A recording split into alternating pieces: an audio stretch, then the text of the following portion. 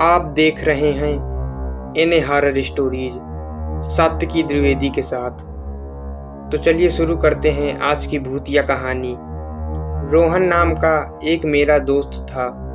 उसकी तुरंत ही नौकरी लगी थी और उसकी पोस्टिंग मेरे ही गांव में हुई थी। गांव से थोड़ी ही दूर पर एक बहुत बड़ा और पुराना घर था जो कि बहुत साल से बंद पड़ा था। रोहन ने किराए पर रहने के लिए वो घर ले लिया और आराम से अपनी नौकरी करने लगा। कुछ समय बाद कुछ ऐसा हुआ, एक रात जब वो सो रहा था तो उसे एक अजीब सी आवाज़ सुनाई दी जो किसी जानवर के आवाज़ की तरह थी। शुरुआत में रोहन उस आवाज़ पर ज़्यादा ध्यान नहीं दिया, लेकिन फिर दूसरे दिन भी उसे वही आवाज़ दोबारा सुनाई देने लगी। फिर वे सोचने लगा कि इस घर में कोई भूत है जो मुझे डराने की कोशिश कर रहा है। खैर, रोहन भूत प्रेत को नहीं मानता था, इसलिए वो आराम से सो गया। कुछ समय बाद जब रोहन की नींद खुली तो सामने एक डरावना काला साया दिखाई दिया। रोहन इसके पहले कुछ करता वो खुद बेहोश होकर गिर गया। कुछ घंटे बाद जब उसे होश आया तो भागकर उस घर के मालिक के पास गया और सारी घटना के बारे में उसने उसको बताया। फिर मालिक ने रोहन को बताया कि हमारे घर के ऊपरी मंजिल में एक भूत रहता है। बहुत साल पहले इस गांव के कुछ लोग उसके साथ गलत व्यवहार करके उसकी हत्या कर दिए थे। तब से लेकर आज तक उसकी लाश का पता नहीं चला है। कई लोग तो यह भी बताते थे कि रात के समय में इस रास्ते से अगर कोई जाता था तो वो भूत उसे अपने घेरे में ले लेता था और कई दिनों तक उसका पीछा नहीं छोड़ता था, लेकिन उसे अभी तक कोई देखा नहीं है। कभी कभी उसकी डरावनी आवाज़ सुनाई देती थी और सबकी नींद उड़ा देती थी। रोहन मालिक की पूरी बात सुनने के बाद सोचा कि यह सब कुछ केवल एक कल्पना और बकवास बातें हो सकती हैं, क्योंकि वो भूतों में विश्वास नहीं करता था। इसलिए वो वहाँ से चुपचाप अपने घर चला गया। कुछ दिन बाद रात के समय 11 बजे के करीब रोहन खाना खाकर टहल रहा था तो उसने देखा कि चारों तरफ अंधेरा छाया हुआ था और एकदम शांत माहौल था। फिर उसकी नज़र दीवार पर गई और देखा कि घर के सारे दीवारों दरवाज़ों पर जानवरों की तरह कुछ निशाने बनी हुई थी और बहुत से वस्तुओं को बिना किसी वजह के ही अलग अलग जगहों पर रख दिया गया था।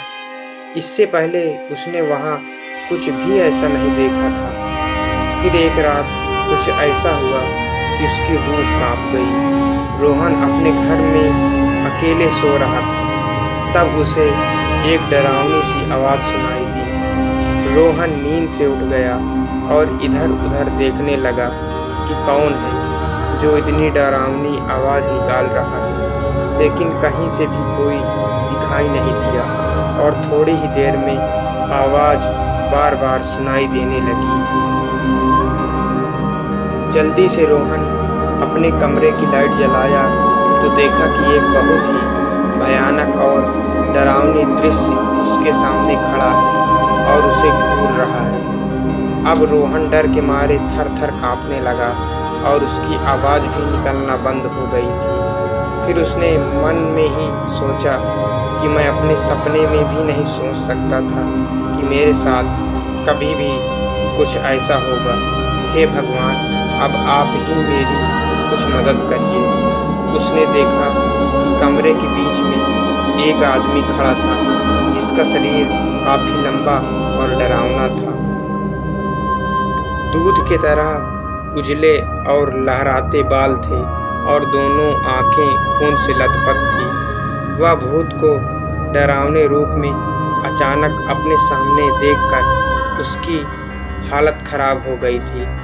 रोहन ऐसा भयानक और डरावना भूत अपनी ज़िंदगी में कभी पहले नहीं देखा था। जैसे तैसे करके वह उस घर से भागा। खैर, उस घर से निकलने के बाद उसे ऐसा लगने लगा था कि वह सारी रात उस घर में वो अकेले नहीं था, उसके साथ कोई भूत था। उसने बार बार पीछे मुड़कर देखा लेकिन कुछ नहीं था। लेकिन कुछ देर बाद फिर से सोचने लगा, कहीं ये मेरा भ्रम तो नहीं है।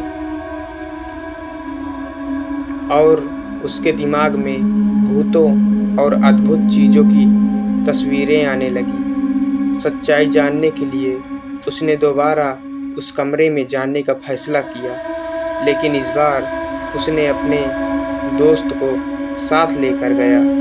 दोनों फिर से उस घर में पहुंचे और उन्होंने कमरे की लाइट चालू कर दी। इस बार उन्हें घर में पहले से भी ज़्यादा डरावना दृश्य दिखाई दिया।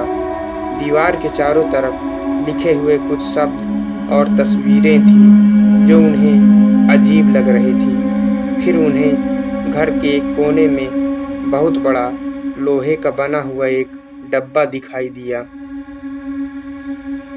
जब वे लोग उस डिब्बे को खोला तो उन्हें एक भयानक चीज़ देखने को मिली।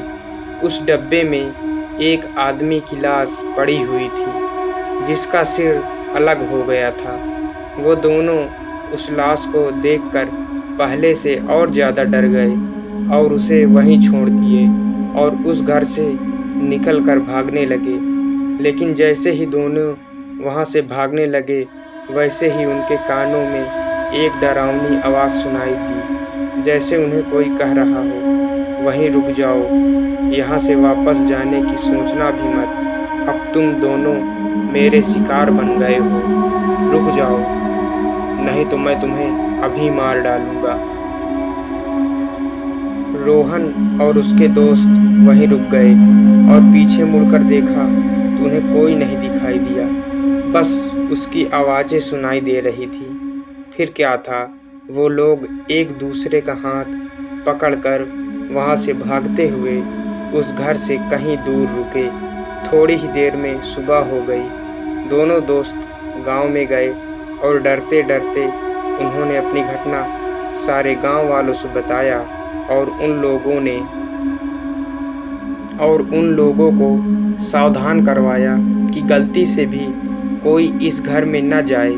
हम लोग तो जैसे तैसे करके वहाँ से भाग गए, लेकिन अब दोबारा कोई वहाँ गया तो शायद वो जिंदा वापस ना ही आएगा।